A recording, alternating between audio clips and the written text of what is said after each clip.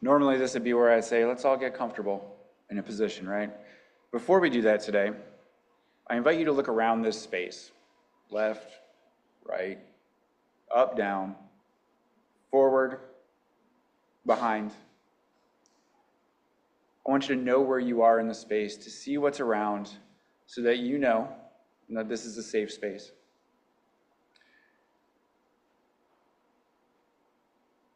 That there is nothing terrible right now in this moment. Now, let's find that comfortable position.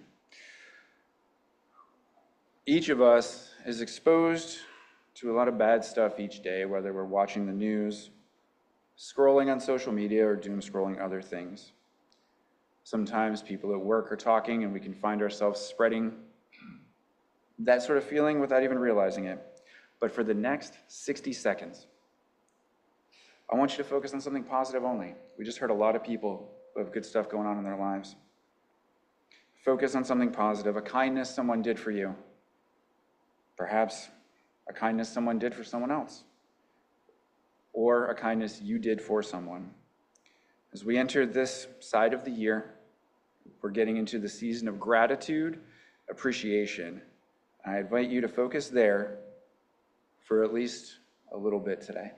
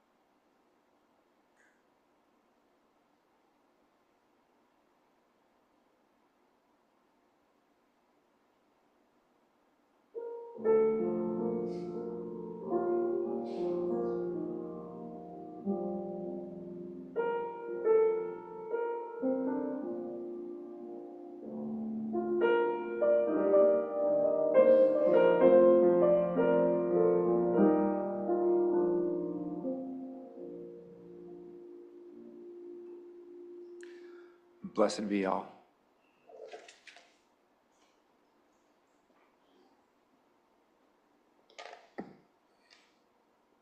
If I look to the back and I said, close the doors, close the doors.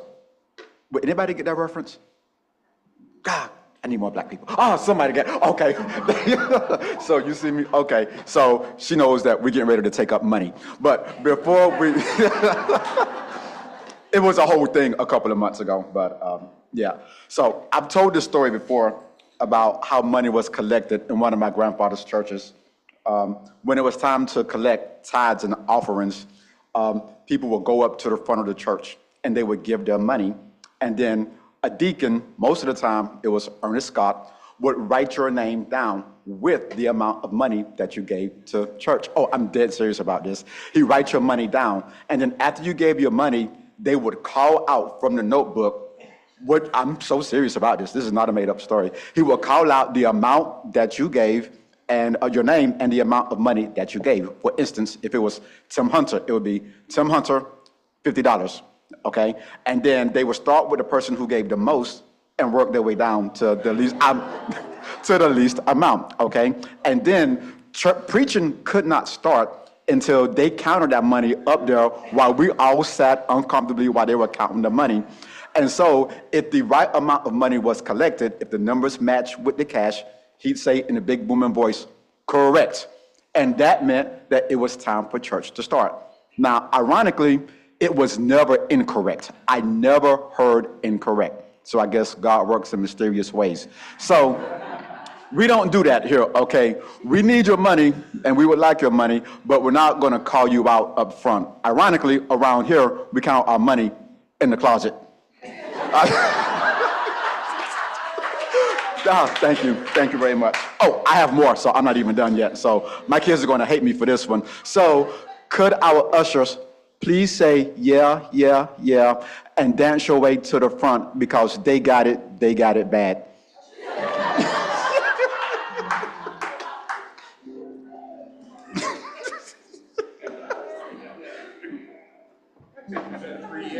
Yes, it was 3 years.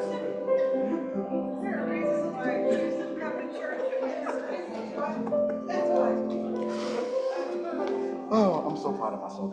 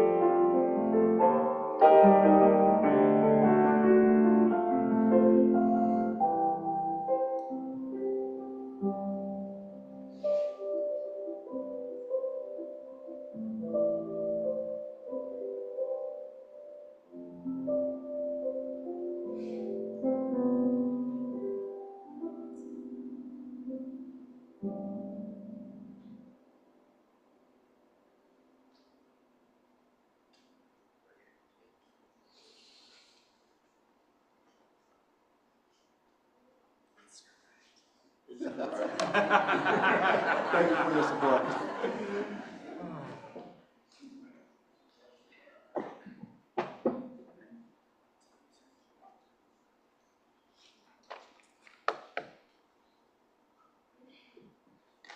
Did you guys see that goofy picture they had of me when we first walked in here?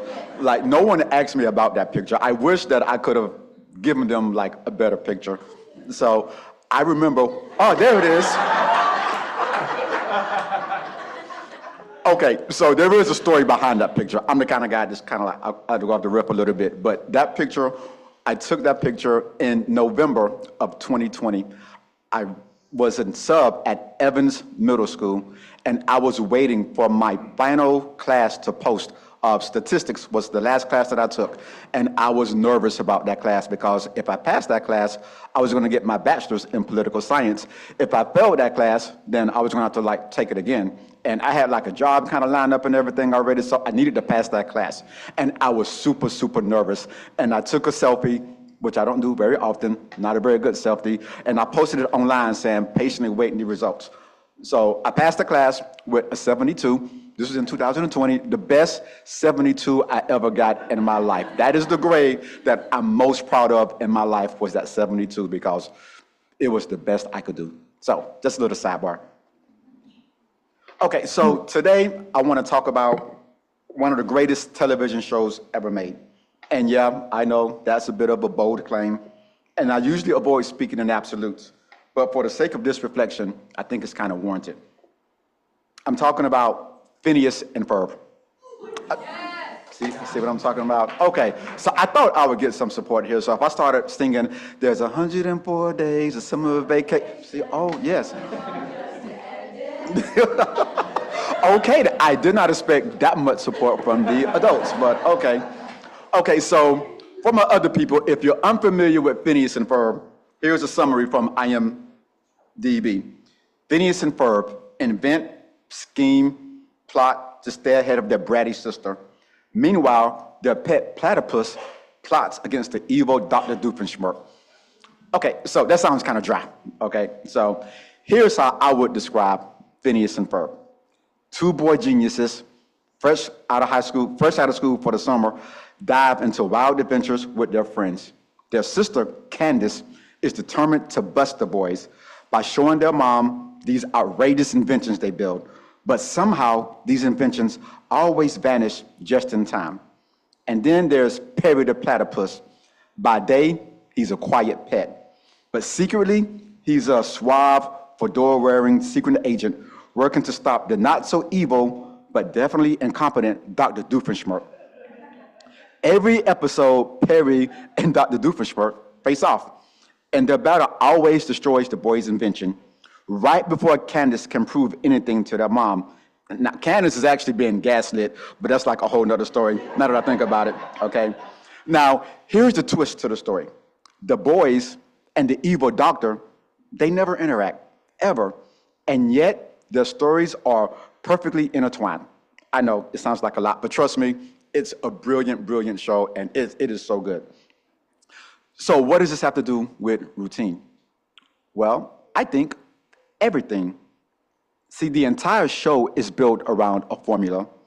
Phineas and Ferb are trying to escape the routine of school, just like many of us look forward to summer break as an escape from the grind. But ironically, the show falls into another routine, the summer routine. And that's what I love most about the show. It's comforting, it's safe, it's predictable, and it's joyful. Every episode, you can count on a few things happening. Phineas would say, "I know what we're doing today."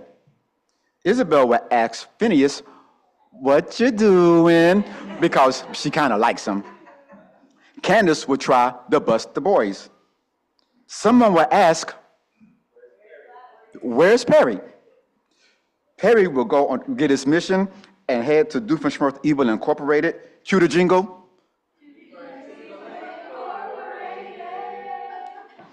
There it is. Doofenshmirtz will trap Perry and explain his latest scheme. The boys will build something incredible. A catchy original song will play. I don't know where they get these songs from Phineas and Ferb, but I'm telling you, they're like the best original songs ever, okay? Candace will drag her mom to see the invention. Perry and Doofenshmirtz will fight, and the evil invention will destroy the boys' creation. Doofenshmirtz will yell to Perry, "Curse you, Perry the platypus." Candace will be gaslit once again. And finally, the mom will serve pie. And it all wraps up, and I'm left satisfied, humming a catchy tune like "Squirrel in my pants, squirrel in my pants, squirrel in my pants" from the episode, and the routine has been completed. So if it's on Disney Plus, if you have that kind of thing. It is an excellent, excellent show. So I love routines. I love that show so much. Have you ever looked forward to a vacation, but when you reach your place of destination, whether it's the beaches or the mountains or maybe going out to Paris, it feels a little off until you develop your vacation routine? My second time in Afghanistan, not on vacation, okay, on official government business, was so much easier than the first time. The first time was chaotic because we didn't know what we were doing and we were trying to figure things out.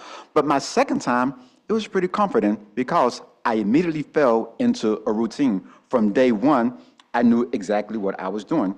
And that made the time go by so much quicker. I look forward to this time of year when we get back to our routines. I know my wife does. She could not wait for us to get back to school. We've all heard the sayings before that we're creatures of habit. Okay, according to Ian Newsby Clark in a Psychology Today article written in 2009, habits help us throughout the day. And I think of my own routines that I have through the day. Okay, it sounds crazy, but I get up at 4 o'clock in the morning. I'm downstairs by about 4:15, head out to the gym by about 4:50, work out a little bit, leave the gym at 6:15. Well, stop working out at 6:15, take a shower, leave the gym at 6:35, at the school by 6:45, and then I'm ready to work. At least that was my routine last year. This year, because I have a new job, I don't have a routine. And it's kind of throwing me off a little bit.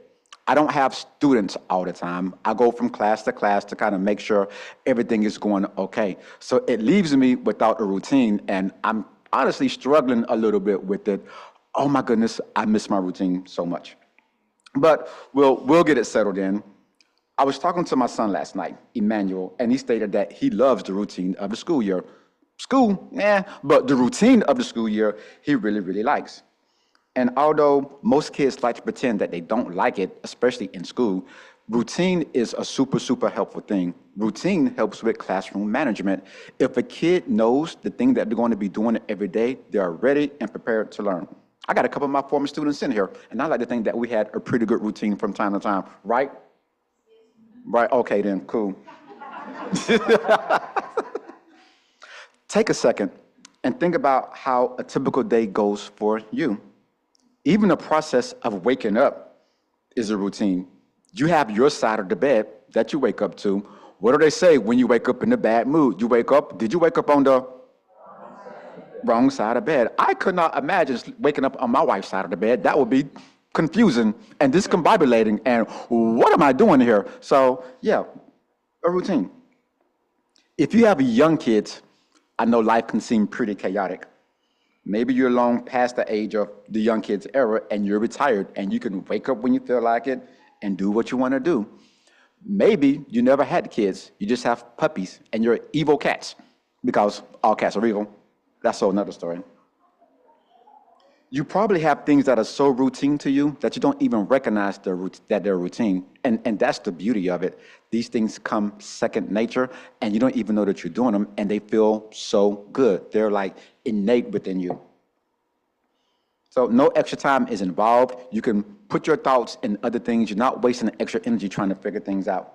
When you make your coffee, you know exactly where to get the sugar from. You know where the milk is. You know where the cup is. You know the place that you want to sit down to have your coffee because it's the same spot every single day. And there's something comforting about that. As my daughter's out here, so she has her spot that she sits down for coffee. And God help anybody who sits in her spot when she gets up in the morning time. It will not be a good time, and she will give you a death stare. And you just like silently just get up from her spot. So do not be on the green couch in the reading room in the morning when Zaire comes down, if you ever have a sleepover at my house, because that is her spot for her morning time coffee.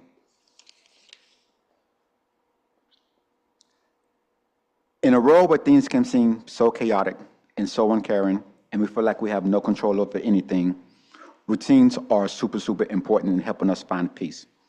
I think it's important that we find a comfort in the little things, that we find a comfort in the routines of life. So as we transition back to the real world, take some time to find a comfort, not only comfort in your routines, but find joy in your routines, for they are holy. And aren't we blessed that even in the midst of chaos, we still have the agency over how we go about our days? I'm the kind of person that can like talk, and I'm like terrible at wrapping stuff up. So I'm gonna find a way to wrap this up with Phineas and Ferb. So one more thing about Phineas and Ferb. Phineas does most of the talking. Ferb hardly ever says anything, but he's the actual builder of the stuff. But when Ferb does speak, he's saying something poignant. He's like really, really making a point about something.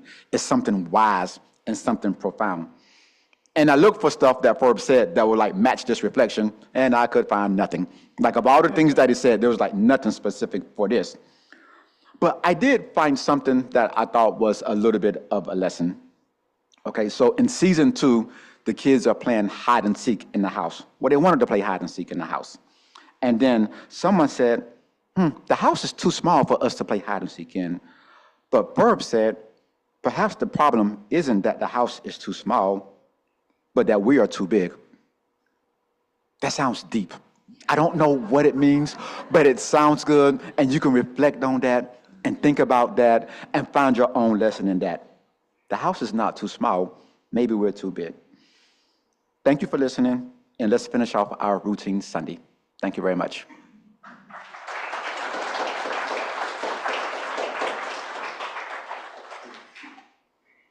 Would you rise and body your spirit for our closing hymn, 1064, of Blue Boat Home?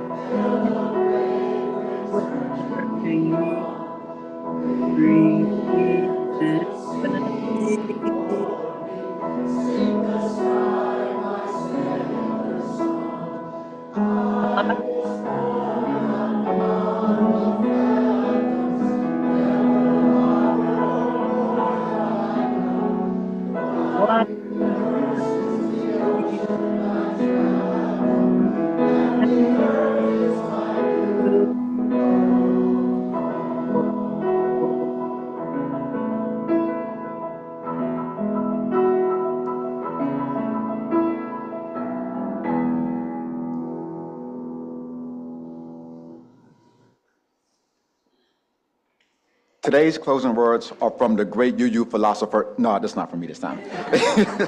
Are from R&B group Soul to Soul's Grammy Award-winning song, "Back to Life."